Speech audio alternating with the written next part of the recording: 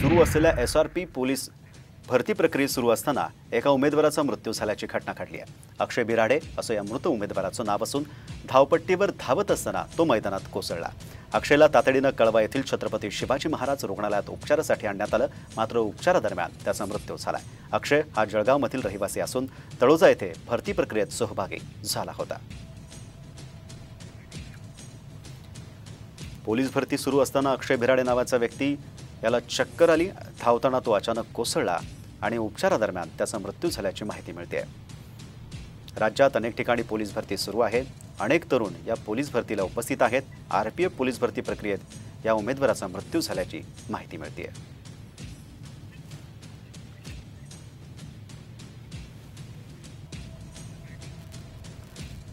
तळोजामधली ही घटना आहे। धावताना चक्कर आल्याने उमेदवाराचा मृत्यू झाला। कोसळला हा व्यक्ती RPF पोलीस भरती प्रक्रियेत सहभागी होण्यासाठी तळोजा येथे आला होता। त्या दरम्यान ही घटना घडली।